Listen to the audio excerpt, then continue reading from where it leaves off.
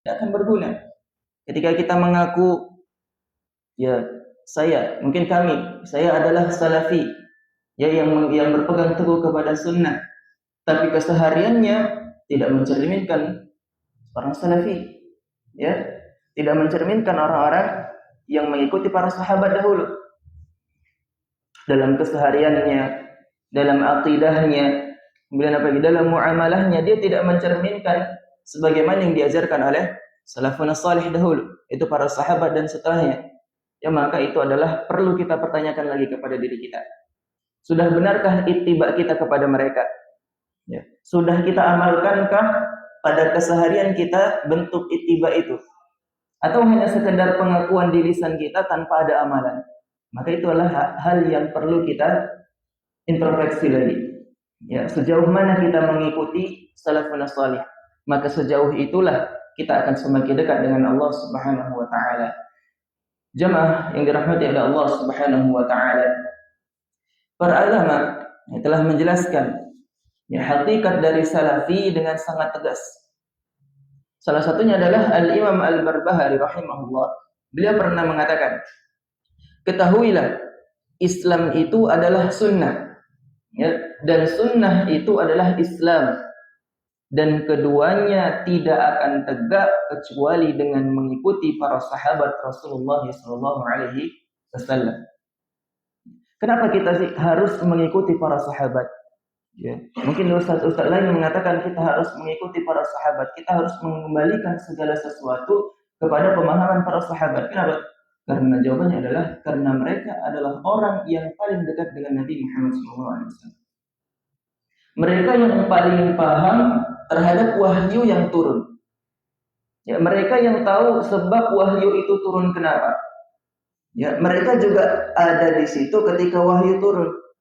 Jadi mereka adalah orang yang paling dekat dengan Nabi Muhammad, sehingga dari itu kita harus memang mengikuti mereka, ittiba kepada mereka. Ya, kemudian selain dari itu adalah karena para sahabat itu adalah orang yang paling alim, yang paling paham tentang agama ini setelah Nabi Muhammad SAW. Maka itulah pentingnya kita mengenal para sahabat. Ya. Sejauh mana kita mengenal para sahabat? Apakah kita sudah membaca ya sirah-sirahnya para sahabat? Apakah kita telah mengenal orang-orang yang 10 orang sahabat yang telah dijamin masuk surga? Atau apakah kita sudah mengenal siapa saja orang-orang yang mengikuti perang Badar, sehingga dosanya yang telah lalu kemudian dosa yang akan datang itu telah diampuni oleh Allah Subhanahu wa taala? Apakah kita sudah mengetahuinya? Jawabannya belum. Berapa persen kita mengetahui keutamaan para sahabat? Berapa persen kita sudah memperdalam kisah-kisah para sahabat, amalan-amalan mereka yang mereka lakukan kesehariannya? Berapa persen yang sudah kita pelajari? Ya, sangat sedikit. Ya, sangat jauh kita dari para sahabat. Maka tidak ada cara lain untuk mendekatkan kita kepada para sahabat, kemudian kepada para nabi, kecuali kita dengan ittiba kepada mereka, mengikuti para sahabat. Ya, apa amalan-amalan yang mereka ajarkan kita amalkan. Pendapat-pendapat mereka kita kuatkan, kita ambil. Ya, karena mereka lah yang paling dekat dengan Nabi Muhammad SAW. Maka dari ini, ikhwan fillah, jemaah rahimani wa rahimakumullah, kita pahami ya, bahwasannya seorang dikatakan salafi bukan hanya karena dia mengklaim atau pengakuan lisan saja. Ya, melainkan ketika akidah, kemudian ibadah dan manhaj di dalam hidupnya itu benar-benar berjalan di atas pemahaman para sahabat dan salafun salih. Ya, sekali lagi kita katakan seperti itu. Karena setelah itu, ya, setelah mengetahui wajibnya kita mengikuti manhaj salafus salih di pembahasan bab sebelumnya, maka tidak diragukan lagi, ya, bahwa kita harus mengetahui kapan seorang itu dianggap salafi dan dikatakan salafi. Ya, maka insyaallah kita pada malam hari ini, insyaallah kita akan membahas itu. Ya, sifat-sifat seseorang itu akan dianggap sebagai seorang salafi. Maka yang pertama adalah yang disebutkan oleh Ustaz Yazid rahimahullah taala, beliau mengatakan yang pertama adalah berhukum dengan Al-Quran dan As-Sunnah dalam semua sisi kehidupan. Ini yang paling utama dan yang paling penting. Makanya beliau menaruhnya di poin yang pertama.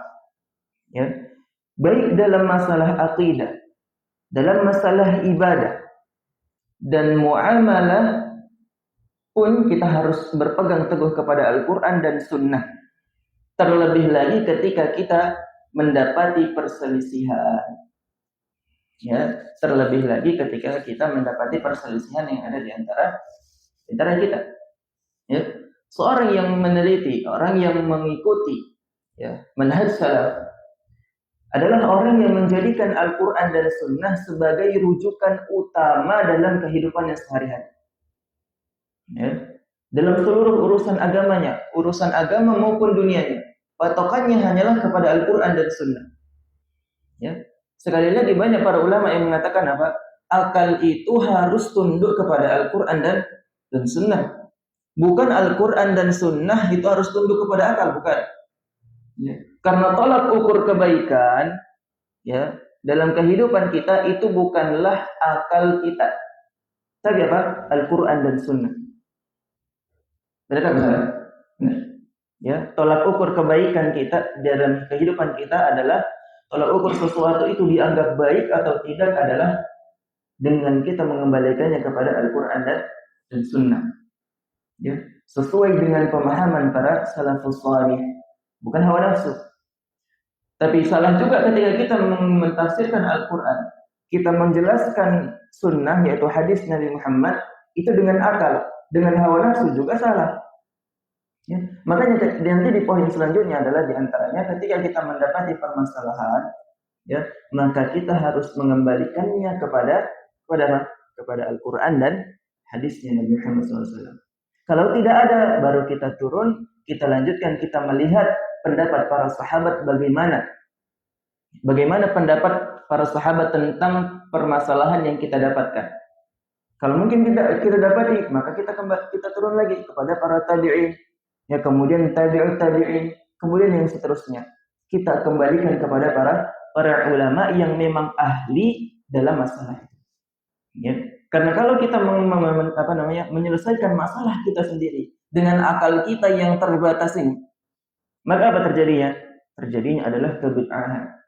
Ya, terjadinya apa? Perselisihan, permusuhan yang terjadi. Bahkan di kalangan Ahlus Sunnah.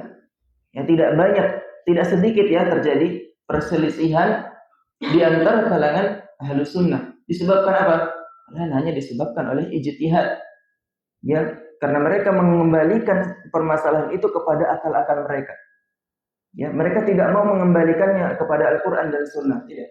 Hanya bersandar kepada akal sehingga timbullah permusuhan, timbullah kebencian. Ya, bahkan saling tahdir mentahdir. Enggak apa-apa ya dibahas ya? Enggak apa ya? Kan terjadi seperti itu ya. Kita banyak mendapati hal itu. Bahkan di kalangan kita sesama Ahlus Sunnah. Ya, sesama Ahlus Sunnah saling melemparkan tuduhan ini, tuduhan itu. Itu disebabkan apa? Karena mereka tidak mau mengembalikan permasalahan yang mereka hadapi dengan Al-Quran dan Sunnah.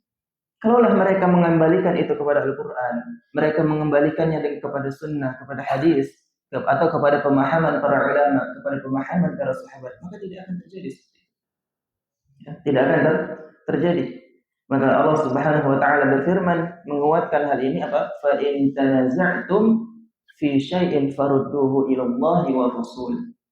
In kuntum tu'minuna billahi wal yaumil akhir. Apabila kalian berselisih kepada suatu hal, ya, fi syai'in ini umum maknanya. Yang dikatakan oleh para ulama, syai'un itu adalah kata yang paling umum. Ya, umum dari segala umum. Ya, syai'un itu. Jadi di sini mencakup dalam hal apa saja, baik itu dalam urusan dunia, baik mau itu urusan agama, ya, agama berupa akidah, masalah fikih, atau muamalah kita kepada orang lain, maka kita kembalikan kepada Al-Quran dan Sunnah. Farudduhu ila Allah, maka kembalikanlah kepada Allah, yaitu kepada Al-Quran, war Rasul, ya, kemudian para Rasul, kemudian kembalikan kepada Rasul. In kuntum, jika kalian beriman kepada Allah Subhanahu wa taala dan hari akhir. Jamaah yang dirahmati oleh Allah Subhanahu wa taala.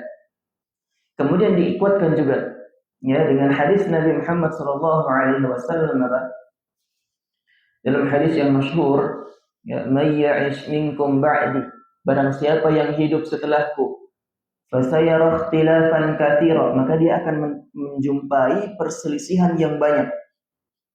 Ya. Lalu apa solusinya? Maka solusinya diberikan oleh Nabi, fa'alaikum bisunnati wa sunnati khulafa'ir rasyidin al-mahdiyyin min ba'di.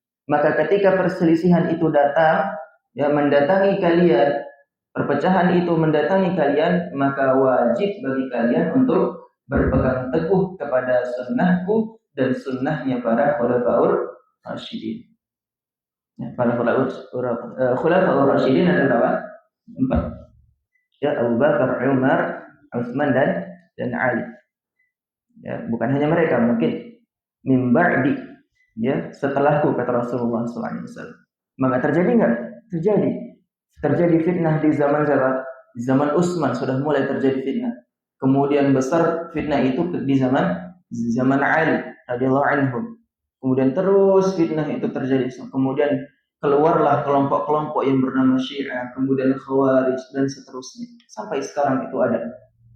Ya, itu disebabkan oleh apa? Disebabkan oleh akal-akal yang tidak mau tunduk kepada Al-Qur'an dan hadis Nabi Muhammad sallallahu alaihi wasallam. Jemaah kajian yang dirahmati oleh Allah Subhanahu wa taala. Sebagai contoh, ya, kita harus kembali kepada Al-Qur'an dan Sunnah dalam masalah akidah mungkin. Ya. Dalam masalah akidah, kita harus kembali kepada Al-Qur'an dan Sunnah. Ya, kita kembali kepada Al-Qur'an, menetapkan keyakinan sesuai dengan yang Allah tetapkan dan Rasulnya. Contohnya adalah seperti kita ketika menetapkan sifat bagi Allah Subhanahu wa taala. Ya, ini adalah pembahasan yang paling banyak ya, dikatakan oleh Ustaz Abu Ghazali juga pernah mengatakan, hafizahullah, beliau mengatakan kelompok yang paling banyak menyimpang itu dalam masalah asma wa sifat. Ya, dalam masalah asma wa sifat, nama-nama Allah dan sifat-sifat Allah. Ya, kalau mau kita pelajari itu sangat banyak. Ya, banyak. Kemudian nanti ada pentolannya, kemudian nanti bercabang, sehingga sangat banyak. Ya. Kenapa demikian? Karena mereka menafsirkan ayat-ayat tentang sifat-sifat Allah sekali lagi dengan apa? Dengan akal. Akal kita itu terbatas. Ya. Kita tidak mampu untuk ibaratnya kita mengetahui, terkadang kita mengetahui satu ilmu secara tuntas saja kita nggak mampu. Ya, misal kita mau ilmu dunia saja, misal kita ambil misal jurusan kedokteran. Ya, apakah kita bisa mungkin udah S3, mungkin apa dia di atas S3 mungkin apa? Enggak ada ya. Mungkin di atas S3 ada. Dia tetap fokus pada jurusan kedokteran. Apakah dia mampu menyelesaikan segala penyakit? Mungkin dia memiliki solusi dari segala penyakit? Jawabannya tidak. Ya. Pasti dia ada satu kondisi yang dia tidak bisa menyelesaikan penyakit para pasiennya. Itulah manusia, akalnya terbatas. Itu dalam masalah duniawi. Lalu bagaimana dengan sifat Allah, kemudian nama-nama Allah, maka itu jauh dari cukup. Sangat jauh. Ya, maka lalu bagaimana ketika kita mendapatkan ayat-ayat tentang nama-nama Allah, kemudian ayat-ayat tentang sifat-sifat Allah, bagaimana sikap kita? Kita menerima ya bahwasanya Allah memiliki sifat itu ya tanpa mempertanyakan bagaimana Allah bisa memiliki itu. Ya, sebagaimana dikatakan oleh Imam Malik apa? Ketika beliau ditanya tentang makna istiwa. Ya, beliau mengatakan istiwa ma'lumun, istiwa itu sudah diketahui. Ya, wal kaifu majhulun, dan bagaimananya itu tidak akan bisa kita ketahui. Ya, wal imanu bihi wajibun, dan beriman kepada sifat istiwa itu adalah wajib, was-su'alu anhu apa? Bid'atun. Dan menanyakan tentang bagaimana itu adalah suatu kebid'ahan.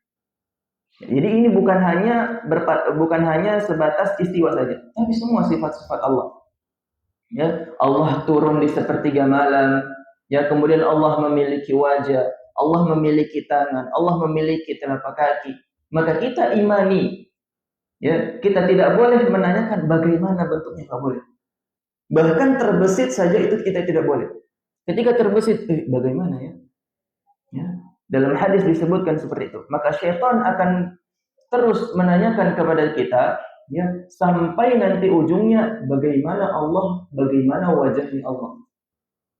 Makanya ketika terbesit di pikiran kita, ya, tentang kita ingin menafsirkan ayat-ayat Allah yang berkaitan dengan sifat atau nama-nama Allah, maka segera minta ampun.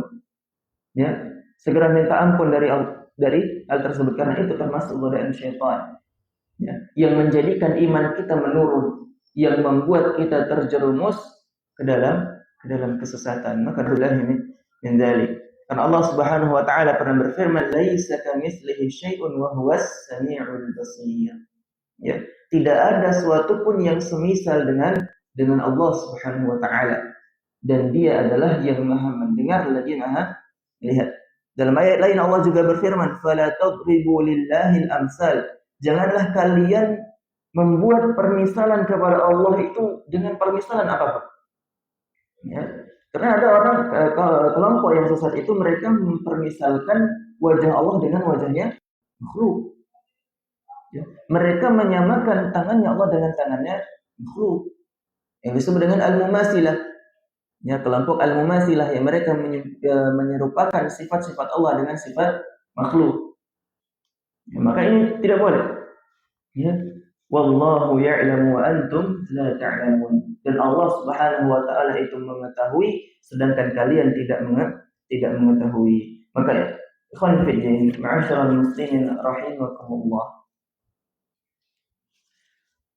Maka ayat yang kita sebutkan tadi itu adalah menggabungkan antara penafian dan penafian, ya, penyerupaan dan penetapan sifat. Ya, laisa kamitslihi syai'un.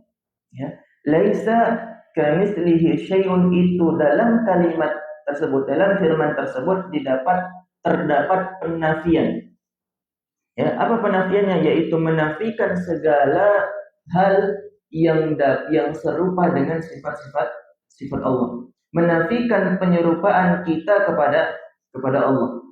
Kemudian ada penetapan juga, wa huwas samiul basir. Di situ adalah penetapan kita bahwasanya Allah Maha mendengar dan Maha melihat. Maka ma'asyiral muslimin rahimani wa rahimakumullah. Kemudian contoh yang lain, ya, dalam masalah fikih kita, dalam masalah mungkin ibadah, ya, kita berikan contoh. Kita harus mengembalikan segala sesuatu, harus berhukum dengan Al-Quran dan Sunnah dalam semua kehidupan. Ya, dalam masalah ibadah mungkin kita berikan contoh. Kita harus dalam masalah yang sering kita lakukan apa? Dalam masalah sholat. Ya. Maka sholat, ya, kita harus melakukannya itu sesuai dengan tuntunan yang diajarkan oleh Nabi Muhammad SAW. Nabi SAW bersabda apa? Sallu kama ra'aitumuni sholli. Salatlah kalian sebagaimana kalian melihat aku salat. Ya, dari mulai takbiratul ihram atau mulai dari awal kita berdiri menghadap kiblat, menutup aurat, ya, kemudian takbiratul ihram, bacaan-bacaannya, maka kita mengikuti. Ya, Nabi Muhammad SAW. Ya. Kemudian Imam Al-Auza'i pernah mengatakan, ya, perkataan yang sangat bagus. Ya. Isbir nafsaka ala sunnah. Sabarlah dirimu di atas sunnah. Sabarkanlah dirimu dalam mengikuti sunnah. Waqif haitsu waqafal qaum, dan berhentilah kalian di mana kaum itu berhenti. Maksudnya apa? Ketika para sahabat tidak mempermasalahkan suatu permasalahan, misal dalam urusan salat tarawih. Ya, salat tarawih, para ulama mengatakannya apa? Sunnah. Sunnah apa wajib? Sunnah. Ya. Kemudian ada orang-orang belakang ini yang mempermasalahkan bahwasanya itu adalah suatu kebid'ahan. Ya. Sebagaimana yang dikatakan Umar, ya, sebaik-baik bid'ah adalah ini. Padahal ya definisi bid'ah yang sesungguhnya itu apa? Definisi bid'ah yang sesungguhnya adalah ketika satu perbuatan itu benar-benar tidak pernah dilakukan oleh Nabi Muhammad SAW. Sementara sholat tarawih pernah nggak dilakukan oleh Nabi? Pernah. Ya, berapa kali? 2 kali. Ya, di hari pertama beliau melakukan, kemudian di hari kedua beliau sholat tarawih. Kemudian di hari ketiga beliau tidak sholat. Kenapa? Karena takut para sahabat menganggapnya itu adalah suatu kewajiban. Maka itu adalah salah satu contoh. Wa qul bima qala, dan katakanlah sebagaimana yang dikatakan oleh para sahabat, ya, para ulama. Ya, ketika kita ingin menyampaikan ilmu, misalnya ya, mungkin ada orang yang bertanya kepada kita hukum mengenai atau minta belajar kepada kita bagaimana tata cara sholat yang benar. Ya, maka kita ajarkan. Kemudian kita mengajarkannya harus sesuai dengan tuntunan para ulama. Ya, bahkan kan sekarang itu ada kan buku-buku yang menjelaskan tentang kaifiyatus sholat. Banyak. Ya, banyak terjemahan bahasa Indonesia juga banyak. Maka kita ajarkan sesuai dengan itu. Ya, sesuai dengan pemahaman para sahabat, kemudian pemahaman para ulama. Kemudian beliau melanjutkan wasluk sabila salafik, ya, tempuhlah jalan yang ditempuh oleh para salafus salih, fa innahu yas'u kama was'ahum, karena itu akan mencukupi kita apa saja yang mencukupkan mereka. Maka ikhwani fillah ma'asyiral muslimin rahimakumullah, maka ketika kita ya mengklaim diri kita sebagai salafi, ya, maka kita lihat apakah kita sudah mengembalikan segala urusan kita kepada Al-Quran dan Sunnah? Kita lihat, ya, atau hanya sebatas pengakuan lisan saja. Ya, ketika mendapati permasalahan kita tetap menyelesaikannya dengan akal-akal kita. Maka disitulah perlu kita pertanyakan, benar enggak kita ini? Benarkah diri kita sudah menisbatkan kita kepada salafus salih? Ya, maka itulah kenapa pentingnya kita introspeksi diri. Minimal para ulama pernah mengatakan, minimal dalam satu hari kita menyempatkan satu waktu untuk introspeksi diri. Ya, apa yang telah kita lakukan pada satu hari ini, dari bangun tidur sampai sekarang. Ya, minimal ada berapa menit, setengah jam atau 10 menit kita diam, merenung, muhasabah apa yang telah kita lakukan. Ya, amalan apa yang sudah kita lakukan untuk menyambut hari akhirat. Sudah banyakkah amalan kita? Atau justru malah satu hari ini kita tidak ada melakukan ketaatan. Maka itu harus kita perhatikan, yang hal yang sangat kita harus perhatikan. Ikhwani fiddin, jamaah salat maghrib yang dirahmati Allah Subhanahu wa taala, itu adalah yang pertama, yaitu mengembalikan segala urusan kepada Al-Qur'an dan Sunnah. Kemudian yang kedua, ya, sifat-sifat seorang itu dianggap ahlus salafi, yaitu yang pernah Ana singgung tadi, yang sudah Ana singgung, yaitu berpegang pada penjelasan dari para sahabat, ya, tentang setiap permasalahan agama secara umum, ya, dan lebih khusus lagi ketika mengambil penjelasan mereka dalam masalah akidah dan manhaj. Ya, karena kita bahas, ya, buku yang berjudul apa? Mulia dengan Manhaj Salaf. Sehingga kita hanya akan membahas tentang salaf. Ya, bagaimana kita bisa dianggap seorang salafi? Itu yang akan kita bahas di malam ini. Ya. Maksudnya adalah, ya, maksud dari poin nomor 2 itu tadi, agak panjang ya poinnya, adalah kita berpegang pada penjelasan para sahabat radhiyallahu anhum. Ya. Yang mana itu bisa kita jadikan sebagai prinsip pokok dalam manhaj salaf. Ya. Kenapa demikian? Karena mereka lah generasi terbaik umat ini yang hidup bersama Rasulullah SAW. Ya, menyaksikan turunnya wahyu, memahami sebab-sebab turunnya ayat, serta yang paling mengetahui maksud dari turunnya syariat agama Islam. Mereka yang paling tahu. Ya, mereka yang kadang mereka adalah sebab turunnya wahyu. Ya, Seperti dalam ketika ayat tentang mensolatkan orang munafik. Ya. Ketika itu siapa pentolan munafik? Yaitu Abdullah bin Ubay bin Salul. Ya, Ubay bin Salul. Ketika beliau meninggal, Nabi Muhammad SAW ingin menyolatkan beliau. Ya, kemudian Umar bin Al-Khattab radhiyallahu anhu, beliau menegur Nabi, "Ya Rasulullah, Abdullah bin Ubay, gembongnya munafik, kepalanya munafik." Maka disitulah turun ayat bahwasanya Nabi Muhammad SAW dilarang untuk mensolatkan jenazahnya orang munafik. Ya. Itu adalah bahkan mereka itu contoh bahwasanya para sahabat menjadi salah satu sebab turunnya ayat Al-Qur'an. Ya. Oleh karena itu, ya, pemahaman yang ada pada mereka, pemahaman mereka tentang syariat itu kita jadikan standar dalam memahami Al-Qur'an dan Sunnah. Ya, beliau mengkhususkan diri di sini dalam perkara akidah, ya, yang sangat banyak penyimpangannya, dan juga masalah fikih yang sering terjadi perbedaan pendapat yang menyebabkan perselisihan.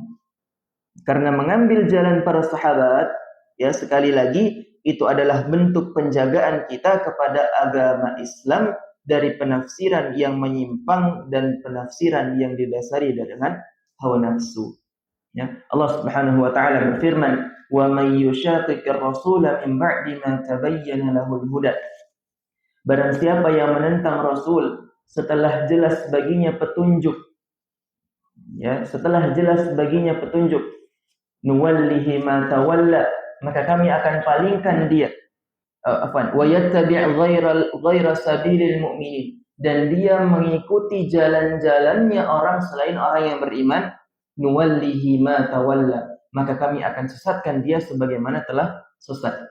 Ya. Para ulama mengatakan bahwasanya wa yattabi' ghaira sabilil mu'minin ini adalah para sahabat, ya, ataupun para ulama.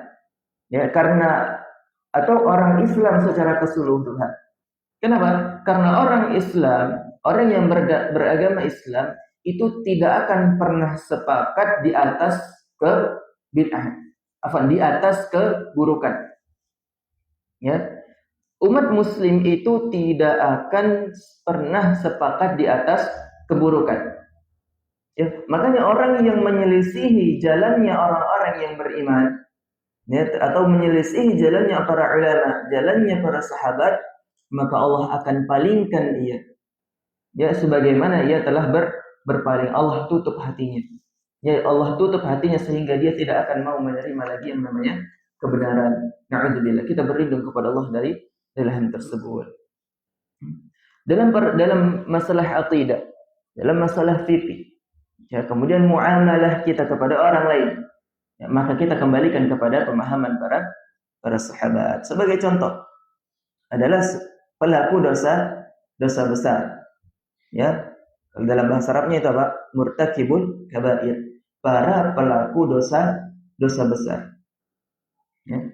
Dalam akidah Ahlussunnah wal Jamaah, dalam pemahaman para ulama, para salafus salih, pelaku dosa besar itu kafir atau tidak? Hah? Kafir apa enggak? Tidak. Ya, tidak kafir. Ya. Pelaku dosa besar itu tidak kafir. Selama ada syaratnya, ada catatannya, dia tidak menganggap bahwasannya perbuatan itu halal. Seperti gini, contoh. Ada orang minum khamar atau mencuri. Ya. Lalu kita tanya, kenapa kamu mencuri misalnya? Kenapa kamu minum khamar? Mungkin dia karena pikirannya berat, ya. Kemudian dia ingin membuat pikirannya lebih tenang. Kemudian kita tanya, apa hukumnya khamar? Kemudian mengatakan haram. Dia mengatakan haram. Maka ketika dia masih mengatakan keharaman minum khamar, keharaman mencuri, keharaman berzina, maka dia tidak dikafirkan. Tapi kalau dia menghalalkan perbuatan itu, ya, menghalalkan minum khamar, kemudian menghalalkan mencuri, menghalalkan berzina, maka disitulah para ulama mengatakan bahwasanya dia kafir. Yaitu masuk dalam pembahasan istihlal, yaitu menganggap halal sesuatu perbuatan yang haram, yang sudah jelas haramnya. Ya, berzina sudah jelas haramnya di dalam Al-Qur'an disebutkan. Kemudian minum khamar juga demikian. Ya, maka tidak batallah keislaman, tidak kafir murtakibul kabair, yaitu pelaku dosa besar, selama dia tidak menganggap bahwasanya perbuatannya itu halal. Ya, di situ catatan pentingnya. Ya, akan tapi bagaimana solusinya? Lalu bagaimana kita menganggap pelaku dosa besar itu? Ya, maka dia tidak batal keislamannya, namun kurang imannya. Ya, dalam hadis Nabi Muhammad SAW pernah bersabda, la yazni zani hina yazni wa huwa mu'min. Tidaklah seorang pezina itu berzina, ya, ketika ia berzina dalam keadaan beriman. Maksudnya apa? Ketika ia berzina, maka dia dalam keadaan imannya sedang turun, sangat turun. Ya, bukan kafir, bukan. Tapi imannya sedang turun. Bukan hanya berzina, wala yasriqu sariqu hina yasriqu wa huwa mu'min, wala yashrabul khamra hina yashrabuha wa huwa mu'min. Ya, dan tidaklah orang yang mencuri saat dia mencuri dalam keadaan ia mukmin. Ya. Dan tidak pula ketika ada orang yang minum arak dalam keadaan dia mukmin. Maka hadis ini dia menunjukkan bahwasannya iman itu ketika seseorang melakukan kemaksiatan, yaitu tidak hilang, hanya saja apa? Sekali lagi berkurang. Ya, karena para ulama mengatakan al-imanu yazidu wa yanqus. Yazidu bil ta'ah wa yanqusu bil ma'siyah. Ya, iman seorang itu bisa bertambah, kemudian bisa berkurang. Ya, kemudian iman itu bertambah dengan ketaatan dan berkurang dengan kemaksiatan. Ikhwan fillah, ma'asyiral muslimin rahimani wa rahimakumullah. Sebagai contoh, ya, siapa kelompok yang menganggap bahwasannya pelaku dosa besar itu? Jadi ada dua kelompok, ya. Ada dua kelompok yang menyimpang dalam masalah pelaku dosa besar. Ada satu kelompok yang mengatakan bahwasanya pelaku dosa besar itu masuk neraka. Nah, kelompok apa namanya? Khawarij. Ya. Kemudian ada juga satu kelompok lagi yang mengatakan bahwasanya pelaku dosa besar itu mukminun kamil. Imannya sempurna. Siapa itu? Mu'tazilah. Ya, sedangkan ahlu sunnah adalah pertengahan. Ya, tidak kafir, yaitu tidak masuk neraka, tidak juga bersempurna imannya, tetapi apa? Berkurang keimanannya. Ya, makanya ahlu sunnah wal jamaah itu adalah salah satu sifatnya, adalah salah satu nama. Ya, ahlu sunnah wal jamaah adalah al-wasatiyah. Ya, wasatiyatun baina hadhil firaq. Itu pertengahan di antara kelompok-kelompok yang sesat, kelompok-kelompok yang menyimpang. Salah satunya adalah pertengahan dalam masalah pelaku dosa besar, yaitu pertengahan antara Khawarij dan Murji'ah. Ya. Tadi apa? Murji'ah ya? Mu'tazil. Ma'asyiral muslimin rahimani wa rahimakumullah. Itu yang kedua. Kemudian yang ketiga, ya. Yang ketiga, seorang itu dianggap seorang salafi adalah tidak memperdalam masalah yang tidak dapat dinalar oleh akal. Ya, disebutkan oleh Ustaz Yazid rahimahullah di sini. Sekali lagi, tidak memperdalam masalah yang tidak dapat dinalar oleh akal. Kenapa? Karena akal kita terbatas. Sekali lagi, ya, akal kita itu terbatas. Ya. Karena memperdalam perkara-perkara agama, ya, yang berada di luar jangkauan kita tanpa berpegang pada Al-Quran dan Sunnah dan pemahaman para sahabat, malah justru akan menjerumuskan seseorang pada kebingungan, bahkan puncaknya menjadi menyimpang. Sebagai contoh adalah ketika kita wudhu, ya, batal wudhu. Kapan wudhu kita itu batal? Kapan? Ketika buang angin atau buang air kecil atau buang air besar. Sudah. Kemudian ketika kita wudhu, apa yang dibasuh? Ya. Wajah, tangan, kaki, kemudian kepala. Kemudian tempat keluarnya angin atau tempat keluarnya air kencing, apakah dibasuh? Tidak. Kemudian ada orang yang berusaha untuk menggali kenapa. Ya, maka akal kita itu tidak akan sampai. Ya. Itu adalah salah satu hikmah yang Allah sembunyikan, yang tidak akan kita ketahui dengan akal-akal kita. Itu hanya salah satu aja. Ya, bahkan banyak ya ibadah-ibadah lain ya yang mana kita tidak mengetahui hikmahnya.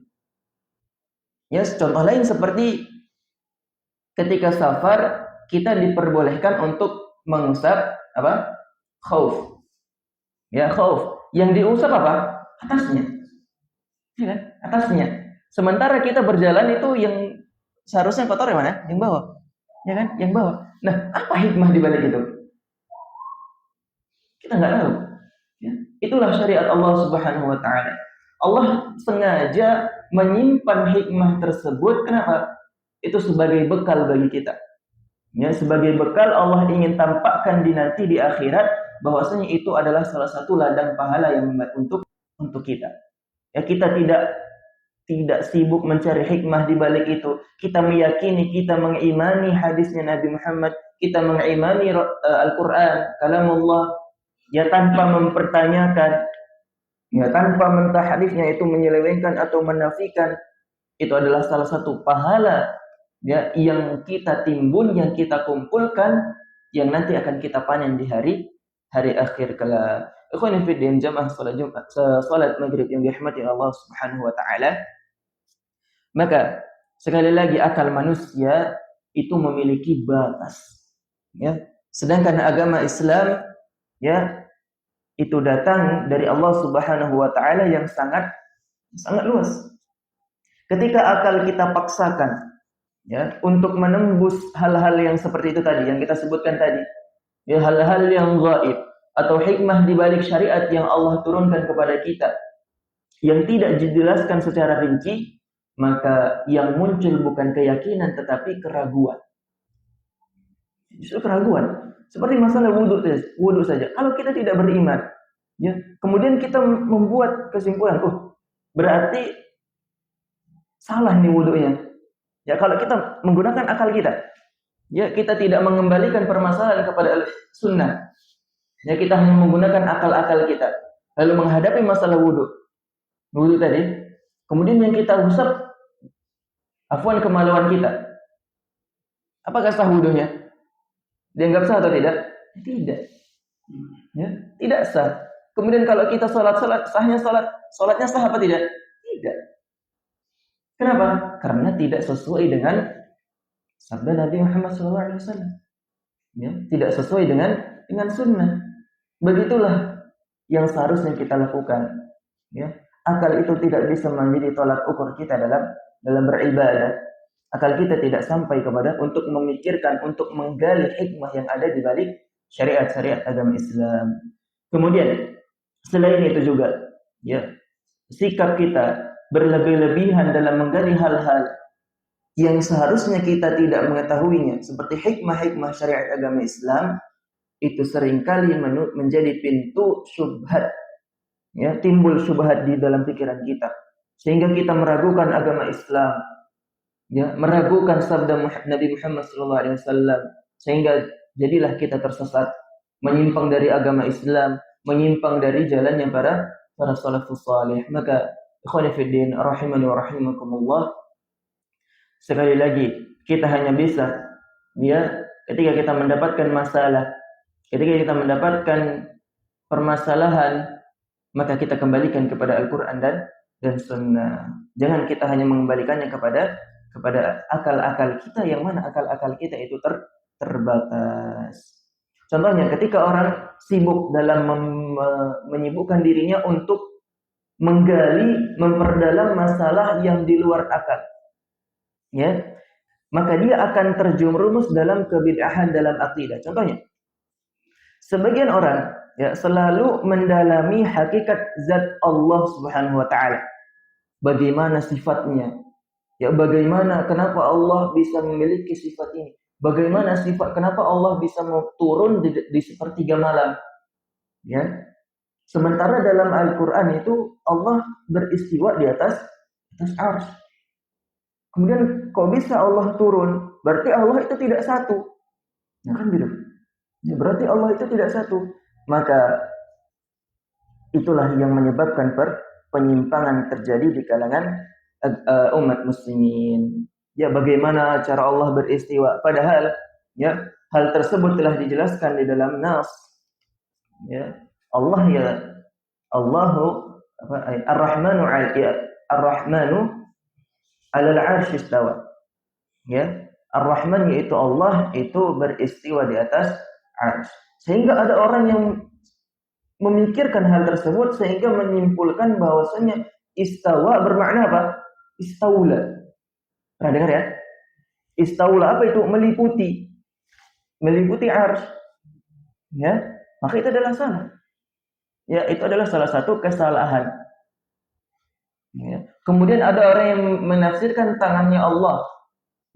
Mereka sibuk mencari apa maksud dari ini sehingga mereka menyimpulkan bahwasanya yang dimaksud dengan tangan yadain itu apa?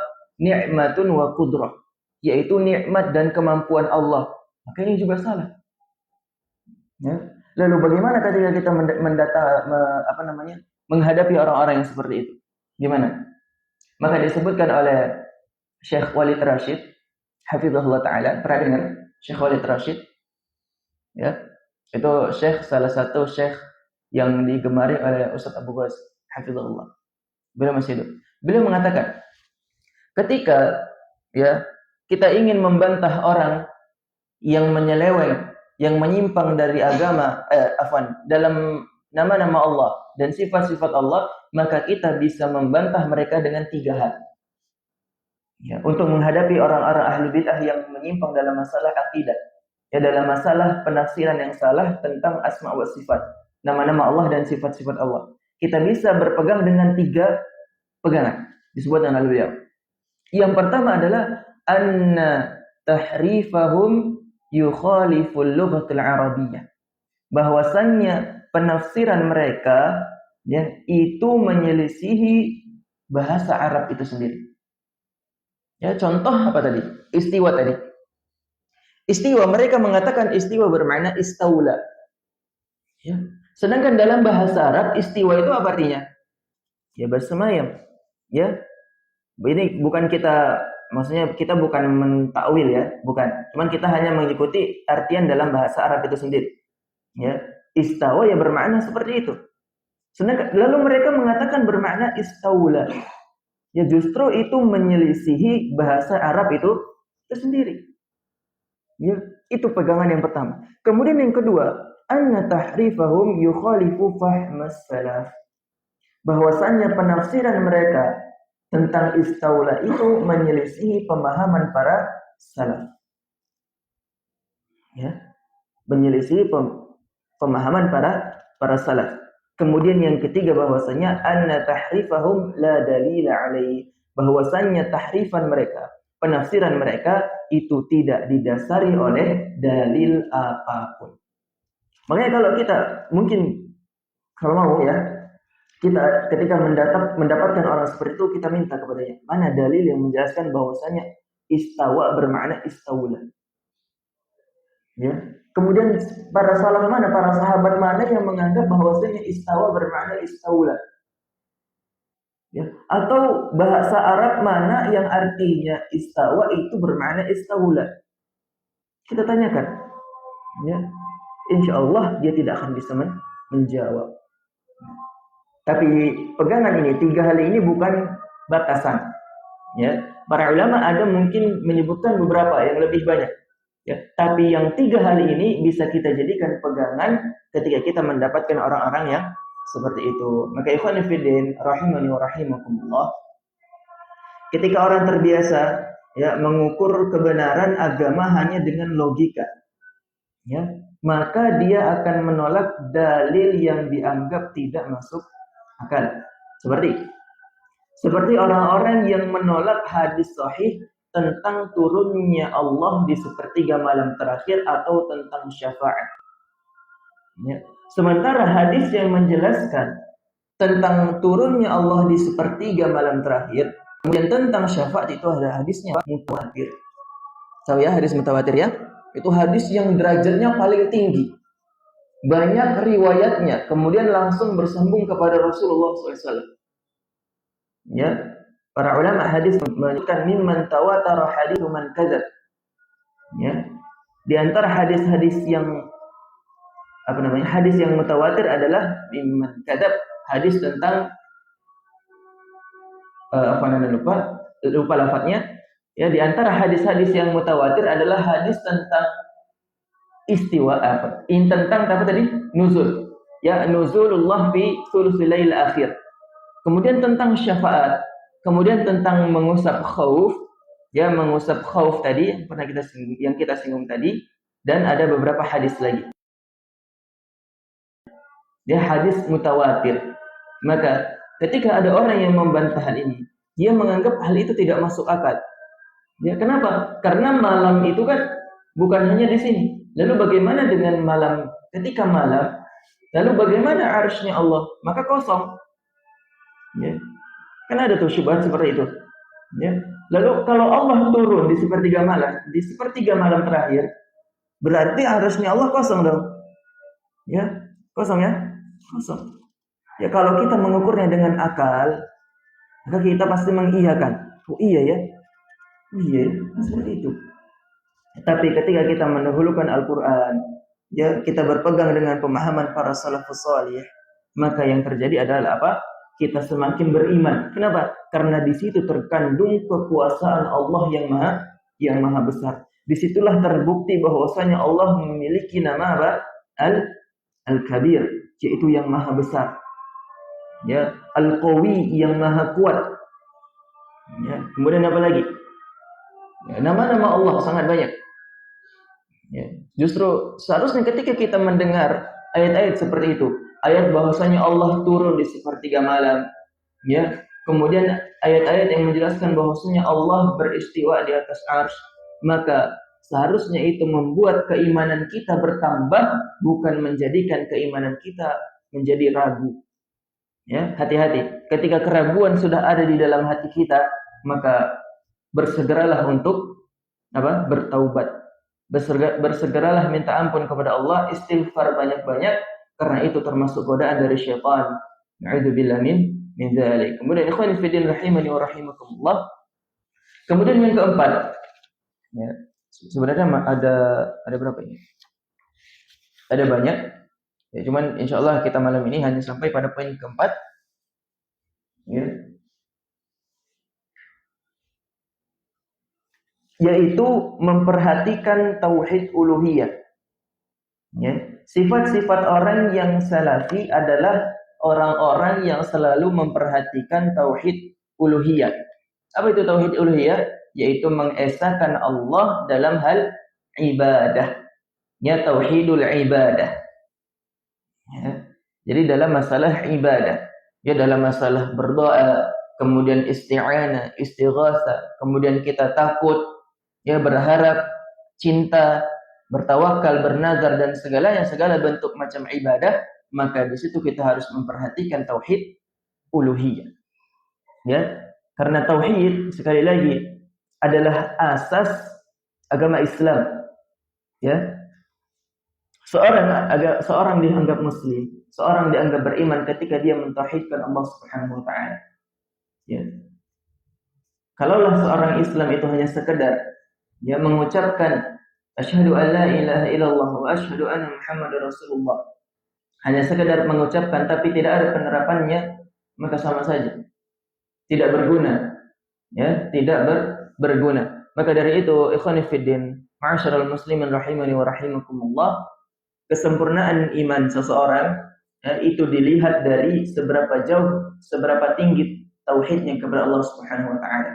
Seberapa tinggi ia mentauhidkan Allah Subhanahu wa taala dalam hal uluhiyah, dalam hal rububiyahnya Allah, kemudian dalam hal asma was sifat.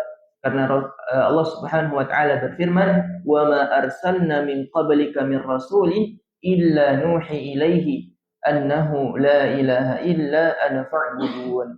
Dan kami tidaklah mengutus seorang rasul sebelum engkau wahai Muhammad, melainkan kami wahyukan kepadanya bahwa tidak ada ilah yang berhak diibadahi dengan benar selain aku, yaitu selain Allah Subhanahu wa taala, maka beribadahlah kepadaku, kata Allah Subhanahu wa taala.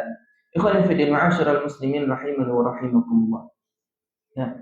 Maka ayat ini menunjukkan bahwasannya dakwah seluruh para nabi itu berporos pada apa? Tauhid uluhiyah. Ya, berporos pada tauhid uluhiyah, bukan hanya sekedar pengakuan bahwasanya Allah itu ada. Orang-orang musyrik, ya, orang-orang Quraisy, ya, mereka itu mengakui bahwasanya Allah itu ada. Sehingga ketika mereka bersumpah, mereka pasti menggunakan kalimat Allah. Demi Allah. Ya, kalau kita membaca sirah itu banyak. Mereka bersumpah dengan nama Allah. Karena mereka meyakini bahwasanya Allah itu ada. Ya. Tapi kenapa mereka dianggap kafir? Karena mereka tidak mau mengakui uluhiyahnya Allah. Sehingga mereka ketika meminta kepada patung. Ya, meminta kepada berhala. Ya, meminta kepada pohon. Apalagi mungkin meminta kepada matahari. Nah, itulah yang membuat mereka kafir. Maka ikhwan ma'asyiral muslimin rahimani wa rahimakumullah. Lalu, ya, ketika kita sudah kita jelaskan pentingnya tauhid uluhiyah, ya, karena itu adalah salah satu ajaran setiap nabi, ya, yang turun kepada umatnya itu pasti mendakwahkan yang namanya tauhid uluhiyah. Bahwasanya kita harus mengesahkan Allah. Allah adalah salah satu zat yang berhak untuk disembah. Sehingga ketika kita beramal, kita sholat saja, ya, kita sholat tapi tidak disertai dengan tauhid uluhiyah, maka sholat kita tidak diterima. Ya, bagaimana kita menerapkan tauhid uluhiyah dalam sholat kita? Bagaimana? Ikhlas. Ya, kita ikhlas semata-mata hanya karena Allah. Ya, kita ikhlas semata-mata sholat hanya untuk Allah, bukan untuk orang lain, bukan untuk dilihat orang lain, tidak. Ya, kenapa demikian? Karena itulah yang dinamakan dengan orang yang bertauhid dengan tauhid uluhiyah. Ya, para sahabat radhiyallahu anhum sangat memahami bahwasanya inti dakwah Nabi Muhammad SAW adalah tauhid uluhiyah. Sehingga Ibnu Abbas radhiyallahu anhu pernah berkata, "At-tauhidu huwa an la yu'badu illallah." Ya, tauhid itu adalah tidak diibadahi kecuali hanya Allah, atau hanya beribadah kepada Allah. Ya, sekali lagi tauhid uluhiyah itu adalah tauhid yang sangat penting dalam kehidupan sehari-hari kita. Kita beramal tapi kita tidak mendatangkan tauhid uluhiyah, maka apa yang terjadi? Fahabitat a'maluhum, maka amalan-amalan kita akan batal. Ya, contohnya dalam masalah doa. Doa yang benar adalah ketika kita berdoa langsung kepada Allah, ya, dalam kesempitan ataupun kelapangan. Ya, kemudian adapun doa yang salah adalah ketika kita meminta kepada orang yang sudah meninggal, atau meminta kepada makhluk yang gaib, atau meminta kepada benda yang mati. Ya, maka itu adalah doa yang salah. Allah Subhanahu wa taala berfirman, "Wa annal masajida lillahi fala tad'u ma'allahi ahada." Dan sesungguhnya masjid-masjid itu adalah milik Allah, maka janganlah kalian berdoa kepada siapapun selain Allah Subhanahu wa taala. Ya. Kemudian kita berdoa kepada Allah Subhanahu wa taala. Ya, kita berdoa di waktu-waktu yang mana doa itu bisa terkabulkan, yang mana doa itu langsung sampai kepada Allah. Ya, banyak. Ya, di antaranya adalah waktu kapan doa itu dapat diterima langsung oleh Allah, ketika antara azan dan iqamah. Ya. Kemudian kondisi kita sekarang, yaitu intidharus shalah. Ya, ketika kita menunggu salat, maka disitulah pintu langit terbuka. Kemudian Allah memuji kita itu di hadapan para malaikatnya. Ya. Sehingga Nabi Muhammad SAW itu ketika, ya, beliau setelah di dalam hadis, beliau ketika selesai menjalankan salat maghrib, ya, kemudian para sahabat ada yang pulang, ada yang menunggu tetap di masjid. Kemudian Rasulullah bangkit dengan cepat, ya, kemudian beliau mengatakan, Allah telah membuka satu pintu di antara pintu-pintu langit. Ya, kenapa? Lintidhari shalah, bagi orang-orang yang menunggu salat. Sehingga doanya orang yang menunggu salat, ya, itu akan diterima. Itu tidak ada penghalang antara kita dengan Allah. Ya, itu adalah salah satu sebab pintu langit dibuka. Ya, pintu langit kalau dibuka, maka apa yang terjadi? Maka tidak ada pembatas yang menghalangi kita dengan Allah. Ya, maka doa yang kita panjatkan ketika waktu tersebut itu langsung sampai kepada Allah. Ya, dan itu bisa jadi doa kita lebih cepat terkabulkan. Maka ikhwan fillah rahimani wa rahimakumullah, Syekhul Islam Ibnu Taimiyah rahimahullah pernah mengatakan, aslu syirki wa qa'idatuhu huwa syirku fil ibadah. Pokok dan dasar kesyirikan itu adalah syirik dalam ibadah. Sehingga ini menunjukkan bahwasannya, ya, perhatian terbesar seorang muslim itu harus ia pusatkan kepada tauhid uluhiyah. Karena disinilah letak keselamatan atau kebinasaan amal perbuatannya. Jemaah yang dirahmati oleh Allah Subhanahu wa taala, maka kesimpulan singkat mengenai tauhid uluhiyah adalah bahwasannya tauhid uluhiyah itu adalah dakwahnya para nabi dan rasul. Ya, Allah mengutus para nabi dan rasul itu untuk meluruskan tauhid uluhiyah, mengajarkan bahwasanya Allah adalah salah satu zat yang berhak untuk disembah. Kemudian yang kedua, pelajaran yang kedua adalah syirik dalam uluhiyah itu dapat menggugurkan amalan kita. Ya, Allah berfirman, "Innallaha la yaghfiru ay yushraka bihi. Innallaha la yaghfiru ay yushraka bihi wa yaghfiru ma duna dzalika liman yasha." Allah Subhanahu wa taala tidak mengampuni dosa kesyirikan dan mengampuni dosa-dosa di bawah kesyirikan. Kemudian pelajaran yang ketiga yang bisa kita ambil dari tauhid uluhiyah adalah banyaknya penyimpangan umat itu terjadi pada tauhid uluhiyah. Kemudian salafus salih sangat keras dalam menjaga kemurnian tauhid uluhiyah. Maka ikhwan fillah, ma'asyiral muslimin rahimani wa rahimakumullah. Maka ini adalah 4 poin. Ya, 4 poin yang mana seseorang itu bisa dianggap salafi. Kemudian masih ada poin-poin selanjutnya. Ada nomor 5, 6, 7, 8, 9. Masih banyak. Ya, ada sampai berapa ini? Sampai 15. Ada 15 poin. Ya, sifat-sifat seseorang itu bisa dianggap seorang yang bermanhaj salaf.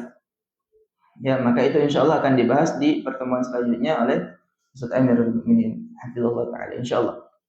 Maka kesimpulan yang kita dapatkan pada pertemuan kali ini adalah bahwa seorang itu dikatakan salafi bukan hanya sekedar pengakuan dia mengatakan dia salafi, tidak. Ya, pengakuan hanya di lisan itu tidak cukup untuk membuktikan kita adalah orang salafi.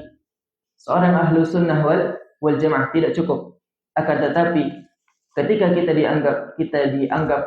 kita cukup, ya, dianggap orang salafi, ya, ahlu sunnah wal jamaah, orang yang mengittiba kepada Nabi Muhammad SAW adalah ketika kita mengucapkan dengan lisan kita, kemudian kita membuktikannya dalam kehidupan kita sehari-hari.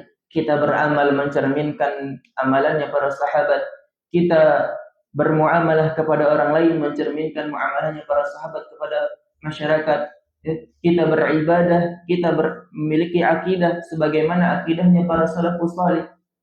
Kemudian lagi kita melakukan salat sebagainya mana mereka salat, maka ketika itulah kita dianggap bahwasanya kita adalah orang yang ittiba kepada orang-orang terdahulu, yaitu para salafun salih.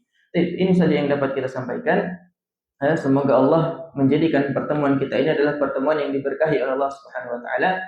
Kemudian menjadikan pertemuan ini adalah salah satu di antara taman-taman surga, ya, menjadikan bekal bagi kita untuk menghadapi hari akhirat yang penuh dengan rintangan. Ya, semoga Allah menjadikan kita orang-orang yang senantiasa meningkatkan ketakwaan dalam segala kondisi. Akhiru da'wana 'anil hamdulillahi rabbil alamin. Subhanakallahumma wa bihamdika asyhadu an la ilaha illa anta astaghfiruka wa atubu ilaik. Wassalamualaikum warahmatullahi wabarakatuh.